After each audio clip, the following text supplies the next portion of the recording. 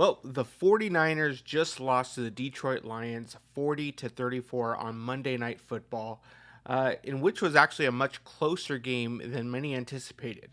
A lot of that due to the case that there were zero punts during the game, zero punts, and the 49ers moved the ball very well against the very decimated Detroit Lions defense, which kept the game close. And honestly, the deciding factor for the game were the two interceptions by Brock Purdy, but also the three missed field goals by Jake Moody. More on him a little bit later. But the 49ers, this game honestly was just very comparable to their entire season. The 49ers would show life at the beginning of the game and then seem to fall apart as the game went along. In fact, after halftime, when teams would adjust, the 49ers wouldn't adjust with them. And that goes to show in the several division games where they were leading going into the fourth quarter, only to lose in the last few minutes of the game. Look at the Seahawks, look at the Rams, even the Cardinals. Several games that they should have won, in which case they could be playing meaningful football right now, but right now they're not playing meaningful football, and in fact, they're just kind of playing for pride right now. And unfortunately, this game, while it was very exciting at the beginning, kind of began to slowly unravel as the game went along. And you got to give some props to Kyle Shanahan. You got to give props to Chris Forrester because that offensive line was really patched together with several starters out of the game. The only starters that were present would have been Jake Brendel and Dominic Pooney. A lot of other players were either from the practice squad on other teams, and so props to Kyle Shanahan and Chris Forrester getting them ready for Monday Night Football against a very dominant Detroit Lions team. Now, granted, Detroit Lions were missing several of their starters on the defensive side of the ball, so when you don't have a guy pass rushing like Aiden Hutchinson, it makes it a little bit easier on those linemen. But there's a few people that we want to give a shout out before we start talking about what does this mean for the future. What does Brock Purdy look like? We saw him go down, and Joshua Dobbs came in and did very well in his limited snaps, got a touchdown, moved the ball, even though it was already on the Lions' side of the field. What is Brock Purdy's injury? Do we have any more information on that? But I want to highlight a few players that really showed out. Let's start off first off with Ricky Pearsall. Ricky Pearsall, who got shot during the offseason, also was injured with a shoulder injury, didn't get a true training camp, didn't get a true preseason. But what we do know is once he started getting his reps throughout the year, started practicing more with the team, we started seeing glimpses and glimpses, and it showed in this game. In fact, if we take a look at the stats, Ricky Pearsall had his first game over 100 yards receiving. In fact, Ricky Pearsall had 8 catches for 141 yards and a touchdown. In fact, he should have had 2 touchdowns. The pass that Brock Purdy threw over the top was a little underthrown, in which case Pearsall had to slow down and cut back. And so it could have been for 150 yards. He could have had 150 and 2 touchdowns, and that didn't end up working out, but he still had a huge breakout game, caught 8 of 10 catches. Unfortunately, the other 2 attempts to him were picks and weren't Pearsall's fault. It was Purdy either staring down or overthrowing him down the middle. But Pearsall really showed out here. There were a lot of questions from other content creators, even analysts, and other people just around the league questioning, was Ricky Pearsall worth a first round pick? And I think this game doesn't say that because that happens over time. That answer is not going to happen for a few years as his career begins to develop. But I think it shows the glimpses that he does bring. The fact that he can run every route in the route tree. The fact that he is okay going up the middle and getting hit. He has toughness. He's got speed. And I think the more and more he learns this offense, the ins and outs, he'll stop thinking here and start just doing on the field. Because a lot of times when you have these rookies, first and second year, wide receivers, running backs, especially the wide receivers, because Kyle Shanahan asks a lot of them. They're trying to figure out what they need to do, be in the right position. Are they on the ball? Are they off the ball? And I think that's what kind of really burdened Ricky Pearsall early on. We saw that last week where he had several different calls against him, pre-snap penalties, just because he wasn't lined up right.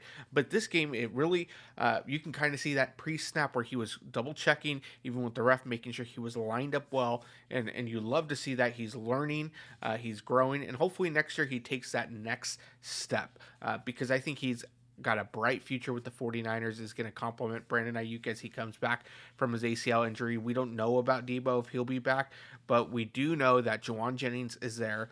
You have Brandon Ayuk, who's working his way back, but also Ricky Pearsall, who seems to be a very good wide receiver who's starting to come into his own. Also, George Kittle, 8 catches for 112 yards, caught every single pass that was directed at him. He had 8 targets, caught all 8 of them, 112 yards. His 4 seasons of 1,000 yards receiving. Huge for George Kittle. You love to see it.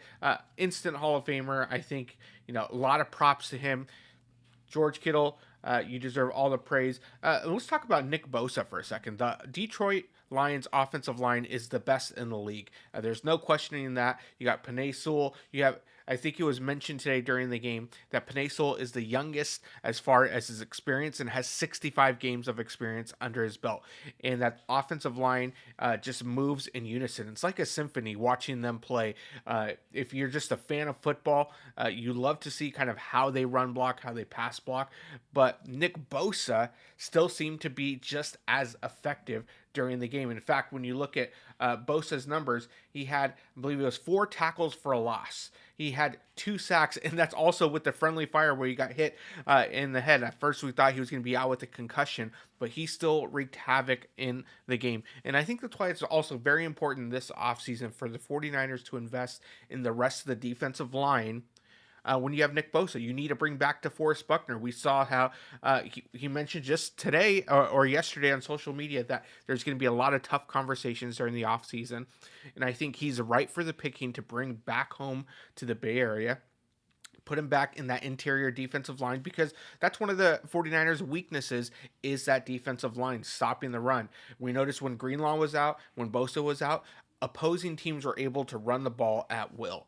And so I think you need to really reinforce that interior defensive line and the opposite side of Nick Bosa. So Nick Bosa did very well. And you know what? Brock Purdy did well at the beginning. Toward the second half of the game, it seemed like the Detroit Lions were starting to see that Brock Purdy was starting to really zero in on receivers. You look at the picks, where he was intending Pearsall. The first one was an overthrow. He threw off the back foot, so he didn't really drive the ball. But the second one, what you really saw was he just kind of zoned in. And so you had Kirby Joseph, who really just kind of read Purdy's eyes and just kind of really went after it. Even though he was kind of playing that high middle spot, wasn't really assigned. He was playing more of a robber type of role. As soon as he saw Purdy locking in Pearsall, he just ran and jumped the route. And so those were the 2 big mistakes that Purdy had in this game. He played outstanding outside of that. But unfortunately, those 2 picks are what decided the game.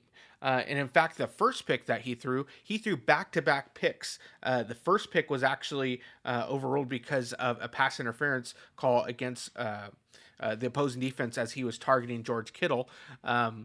And so that got lifted, but he still ended up with 2 interceptions. So the question is he worth the $55 million, $60 million that many people think he's going to be asking for? And I think what really comes down is what is his injury like? Because I think that's also going to play into effect on what he's going to be asking for and what the 49ers are going to be willing to play. In fact, if he re-injured that UCL, what we saw on the replay is that Purdy actually, his elbow got hit by the Lions helmet. And so that could have struck a nerve. Something could have happened.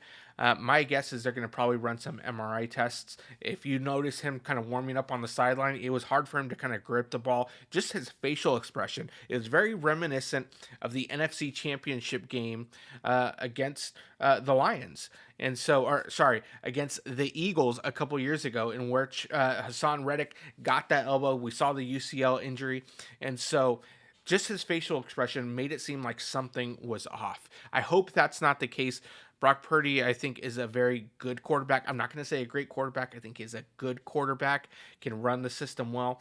But if he's hurt, I think that affects what the 49ers are willing to play, depending on how badly hurt he potentially is. I don't see him play next week. I think Joshua Dobbs is going to be under center next week against the Cardinals, and I think we're going to have to see what the extent of this injury is. Is it going to go into the offseason, or is it just a stinger? The hard part for me was seeing him not being able to grip the ball. and kind of just throwing it short and then shaking his head no. Like he knew something was wrong. And so I'd be curious what Kyle Shanahan has to say after the game, what MRI results are going to show. But you got to understand, if that is a lingering issue, you need to bet your top dollar that Parag and John Lynch are going to use that in negotiations, saying that, you know what, you can't stay healthy. We don't know how strong your arm is. You already didn't have the strongest arm in the league. Now it's been hurt to watch all of the throws that Kyle wants to do and his routes that he wants to do. So it really limits what we can pay you. So we need to start paying other playmakers around you. That way we can make up for that deficiency. So in a way, this kind of benefits the 49ers when it comes to negotiations, but you never want to see a player go down in that manner. You don't want to see this be potentially a career ending or even impact how somebody makes their living. And so I've said for the past couple of years that I think the high end for Brock Purdy is 45 million. If it were me, I'd offer between 38 and 42 and kind of cap at 45. Now, I know you can do a lot of jujitsu with the cap and maybe give a little bit higher signing bonus, and it's really how you position the year's cap hits. That really is what kind of allows you to roster the team. That way you have playmakers there. But I do think that at a certain point, you can't pay Brock Purdy $55-60 million a year. Yes, Dak Prescott's getting that, but where are the Cowboys? They're sitting at home and not in the playoffs. And so if it were me, I would love a Baker Mayfield type of contract, but let's be honest, Brock Purdy's not going to take that type of deal. But I think 45 million is roughly going to be where it's at. But again, it's all going to be dependent on how significant this injury is. How significant is the injury that Brock Purdy is dealing with? And so again, hopefully it's nothing serious, but you can bet your top dollar that that is going to be used in negotiations, especially if this specific injury is going to drag out into the offseason, if he's going to have to go through rehab with this. And so there's going to be a lot to be considered. Now let's talk about Kyle Shanahan here. There's going to be a lot of questions on should he have been playing Brock Purdy in a meaningless game when you have, and you call him your franchise quarterback. Should you be playing Brock Purdy when the game's already over behind a patched up offensive line? If he's your franchise quarterback, as you say he is, why would you risk him in a meaningless game? And in fact, that's what this injury comes down to. Brock Purdy's making $1 million a year. He's still trying to provide for his family, still trying to show his worth. So, of course, he wants to be out there. And it just breaks your heart to see that behind this patchwork offensive line that he got hurt at the end of the game when the game was already sealed. And so, outside of that, I think Kyle had a very good game plan going in. In fact, that first couple of drives, you just saw that he was dialed in. And many people were asking, where was this Kyle throughout the entire year? In fact, he was calling screen passes. There was a lot of motions, a lot of movement. You didn't see really the deficiencies of the offensive line because he was moving the pocket. There were a lot of quick throws. Brock Purdy was making quick decisions. And I want to give a lot of props to Kyle during the first half because he really dialed it in on Monday Night Football on the national stage. And you have to ask, Kyle, where was this all year? Where was this all year? This could have helped make up for several of those things. Where was it a couple weeks ago when you're playing the Rams in a must-win game? And so it's unfortunate that it happened this way. There was a lot of what-ifs, but you know what? The NFL means not for long, which means Kyle Shanahan, you need to use this offseason to really improve as a head coach. Figure out how you can be a better game manager. How can you be, better equip the quarterback room? How can you better equip the coaches to do their jobs well? There has to be a question of, Kyle, are you going to keep Nick Sorensen or not? Or is it going to be time to bring back Robert Saleh? Nick Sorensen played atrocious. His coaching was atrocious this week. The Lions scored 40 points in a meaningless game for them.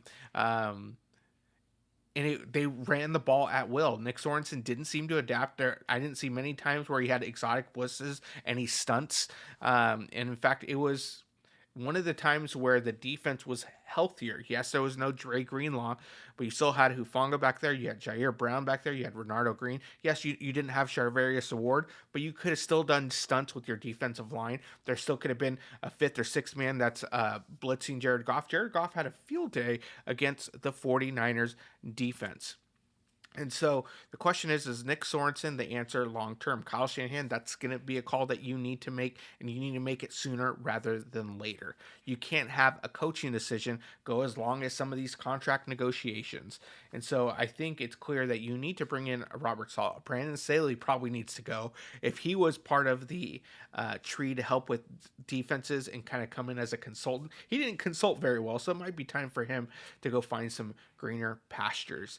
And lastly, but not least, we want to kick it over to Jake Moody because boy, did Jake Moody not do well today. I've been a big supporter of Jake Moody, especially back when he was in Michigan with Jim Harbaugh. Jake Moody made some huge kicks again at Ann Arbor, but it seemed since the high ankle sprain, not just is he not making field goals, it seems like there's something psychological going there. Because how did he end the game? He ended the game with a missed PAT and an onside kick that was absolutely atrocious. Absolutely atrocious. And so, yes, you feel for him. You feel for Jake Moody. But at the end of the day he's carrying himself in a way where you automatically know that he's going to miss the field goal. In fact, when he went out for the 58-yarder, if you were listening on TV or if you were at the stadium, he was being booed before he even kicked the field goal. And so it's one of those things where you just knew he was going to miss it. There was no confidence for him or even from his teammates. You got the missed field goal at the end of the game where that could have put it 40-35. Not that it mattered at that time, but then you had the onside kick that wasn't even close. He just booted it straight out of bounds. There was no pop. Several times, if you're going for an onside kick, you practice this during the week where either you hit the ground and on that second or third hop, it goes up very high to give your team a chance just to recover it, or you just try to pooch it high. None of those things happened. In fact, it was one of the perfect endings for a very terrible year for Jake Moody. And again, I'm one of his biggest supporters. I followed him at Michigan with Jim Harbaugh. Big Jim Harbaugh fan. For any of you OG 49er fans that have kind of been there through the rough years when you had your Mike Nolan, then you had Chip Kelly, then you had Tom Sula, you had Harbaugh. You had all of these guys kind of going through. You got to see some of the rougher years, and then you got to see some of the better years. You saw Mike Singletary, I want winners. You'd rather go out with 10 people and get penalized all the way until you have to do something different. And so that's one of the reasons I followed Jake Moody. Is I was a huge fan of Harbaugh, what he brought to the culture of the team. And then as following him, I got to see Jake Moody nail some big kicks at Ann Arbor. Then when he got drafted to the 49ers, thought it was great because that would be a perfect replacement for Robbie Gould, because Robbie Gould, as we know, is as cold as ice, has ice in his veins, did not get easily, you can call timeouts all day and that wouldn't throw him off of his game. He'd made big kick after big kick, especially in the playoffs. So I thought bringing in Jake Moody would be great. But for whatever reason, going from college to the NFL, his success just didn't transfer. Yes, at the beginning of the year, he was 17 of 18 before his high ankle sprain. But even after that, you can kind of see psychologically almost like he didn't believe he was going to make the kick before he kicked the ball. And that's the biggest issue with me, is because when the confidence isn't there anymore, you have the physical attributes to do it, but when the confidence isn't there and you believe you're going to miss it, that's when there's a problem. And the 49ers can't afford to, especially when you have a lot of these single score games, just to continue to wait and see if he's going to get that back. So I think this offseason, the 49ers, if you want to bring in competition for him, that's fine. But I think it's probably time to move on. You had a lot of teammates kind of come around him, say, they support him. You had George Kittle coming in during the game trying to pep talk him. And even after that pep talk, misses an extra point and then absolutely botches the onside kick. Yes, onside kicks. There's only been 3 successful onside kicks all season, but you didn't even give your team a chance. And so I think it's probably time for both to try to just part ways in this case. Maybe new scenery for Jake Moody might be good for him. Maybe he'll have success somewhere else. But I think his time with the 49ers is probably up. And it's unfortunate. You wish him all the success in the world, but the 49ers need to... Special teams has always been one of their Achilles heels. And if there is something you can address right away, you need to do that. You need to do that. And I think the most obvious thing is to address the kicker position. You need somebody, one, that can kick to the end zone regularly on the kickoff, which Jake Moody used to do. He didn't do that much in today's game, but you need somebody that you can kind of depend on when it comes to making the big kicks. The NFC has gotten very strong over the past couple years. You have the Eagles, you have the Detroit Lions, you have the Packers, you have the Bucks that are still kind of hanging around there. You have the Vikings. And if you're going to compete with these teams, you've got to believe that there's going to be several games that come down to one score games or a last minute field goal. And if you don't have a kicker that is confident or that you believe can make those kicks, then you're going to be in a world of hurt. So I think this offseason, the 49ers are going to be in the market for a kicker. And so that's one of those things that you got to keep an eye on. And lastly, we want to leave on a good note. So let's talk about Renardo Green. Renardo Green has been one of the best surprises of this team. The 49ers just nailed their draft this year. They got a lot of good contributors, which is great because the last few years they haven't had as good a draft. But Renardo Green and Malik Mustafa in that secondary. So I want to specifically talk about Renardo Green because I believe Renardo Green is going to be the future opposite of Diamador Lenore. As much as we love Charvarius Ward, he was a top 3 cornerback last year, according to PFF. This year just went through tragedy after losing a child, and this week he's at home while his wife has a firstborn, their son. And so props to the team, prayers out to them. They deserve all the happiness with this new child, but they've gone through just an emotional roller coaster. But being in a contract year, the 49ers just paid Diamador Lenore $18 million a year. I think you need to find areas where you're going to trim fat because you need to rebuild this roster and kind of retool it, especially that defensive line. And I don't see them paying another $18 to $20 million a year for Charvarius Ward to keep him opposite Diamador Lenore. I think that's why they drafted Renardo Green, to put him opposite of Diamador Lenore, and then have another like an Isaac Yadam or pick up another corner maybe in the draft or in free agency. That way when you're running those 3 wide receiver sets, Diamador Lenore can come into the slot and then you have the 2 outside corners. But Renardo Green did very well today. In fact, he had that one breakup against Sam Laporta in the end zone, and I think he's really starting to come into his own.